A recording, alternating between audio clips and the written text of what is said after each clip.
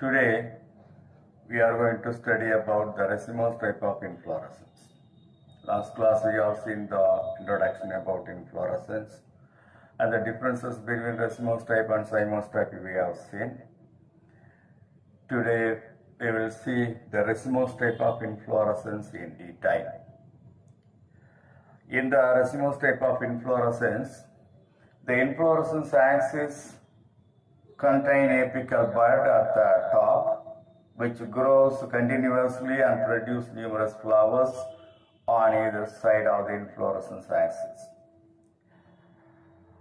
Here in the racemose type of inflorescence, the arrangement of flower is acropetal because the old flowers are arranged at the base of the inflorescence axis and the young flowers and buds are arranged at the apex of the inflorescence axis.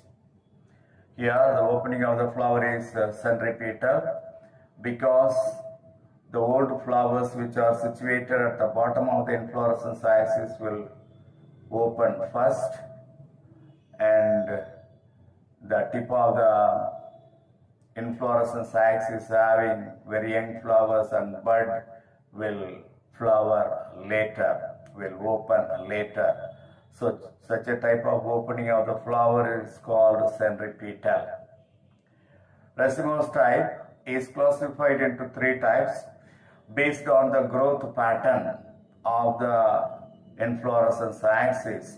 Based on the growth pattern of the inflorescence axis, there are three types of racemose type classified. Number one, main axis elongated. Number two, main axis shortened. And number three, main axis flattened or globose.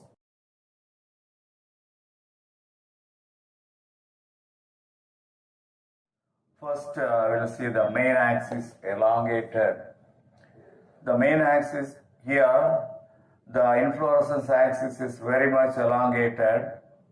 Pedicellated or sessile flowers are produced on the inflorescence axis.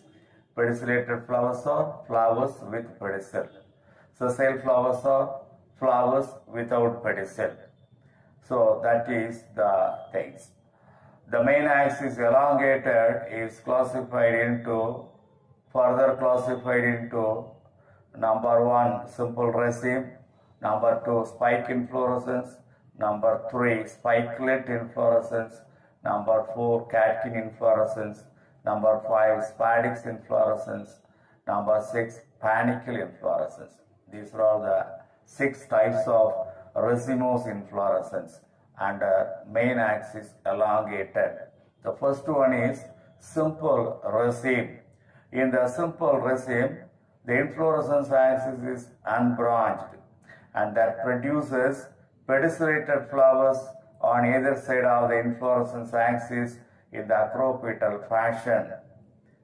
For example, Crotalaria retusa, mustard and radish. In these plants, simple raceme can be produced. So this is the main axis. The main axis produces pedicellated flowers in acropetal fashion. Opening of the flower is centripetal. So here the inflorescence axis will grow indefinitely and produce numerous flowers on either side of the inflorescence axis.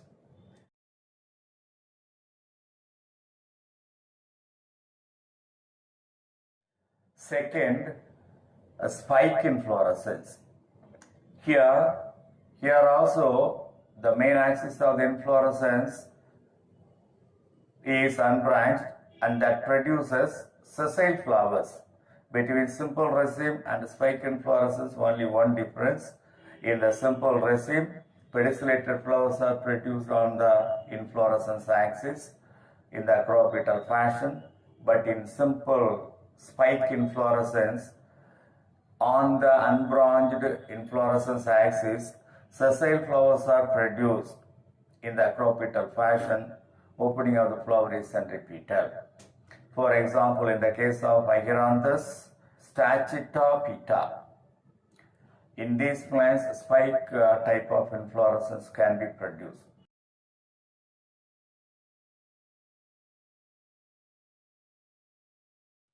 The third type is spikelet type of inflorescence. Spikelet is a small spike-like inflorescence with branched central axis. Each branch is a spikelet. Here you can see this is the spikelet inflorescence. There are several branches are produced. Each one is called spikelet. Sessile flowers are produced in acropetal succession here. A pair of inflorescence bract produce that is called glumes. What are glumes? Glumes are a pair of bracts, inflorescence bract. At the base of the inflorescence, there are two bract can be seen.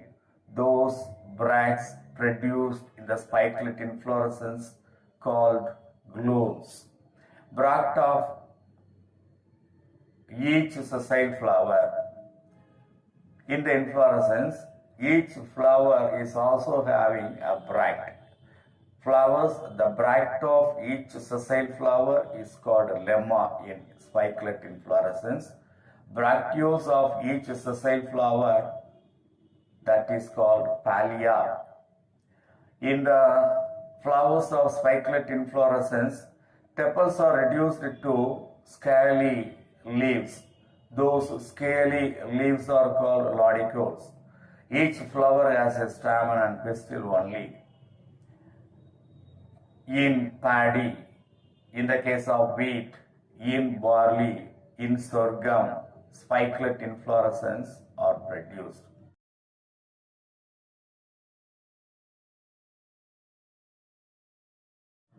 The next type is catkin inflorescence. It is a pendulous spike type of inflorescence.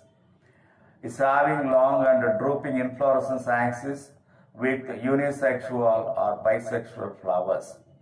It's also called almond. Other name for catkin is called almond. For example, in the case of Acalypha hispida, Prosopis juliflora, and Piper nigrum, catkin type of inflorescence is produced. The next type is spadix type of inflorescence. In the spadix type of inflorescence, the main specialty is the presence of fleshy inflorescence axis. The inflorescence axis is thick and fleshy and produces many unisexual flowers in the acropetal succession. Two types of flowers are produced. Sessile flowers are produced, female flowers and male flowers. Female flowers are found at the base of the inflorescence axis, and male flowers are produced at the apex of the inflorescence axis. The whole inflorescence is covered by a brightly colored and hard bract. This is the brightly colored hard bract that covers the whole inflorescence, that is called spathe. What is a spathe? Spathe is a brightly colored hard bract of the whole inflorescence that covers the whole inflorescence. That is called spathe. In the case of Amorphophallus, Colocasia, Phoenix, Coccus nucifera, spadix type of inflorescence can be produced. The speciality in the spadix type of inflorescence is the inflorescence axis is fleshy, thick, and that produces many unisexual flowers, male flowers and female flowers. Both male flowers and female flowers are produced from the inflorescence axis, which are arranged in the acropetal fashion. The opening of the flower is repeated.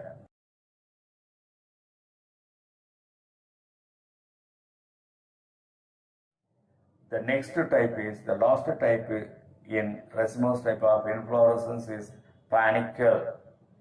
Panicle is always called branched raceme.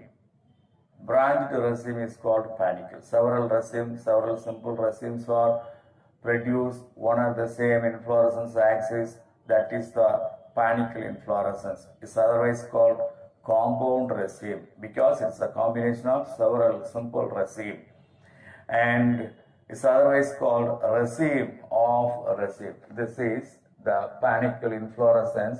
This is one simple raceme, this is another simple raceme, so this is another simple raceme. So several simple racemes are grouped together and form a compound raceme that is called panicle.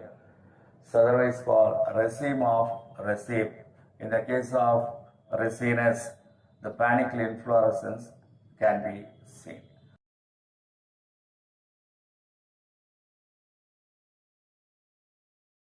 So today we have seen several types of racemose inflorescence.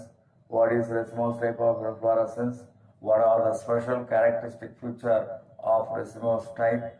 How the racemose inflorescence are classified, and each type we have seen with diagram. That's all.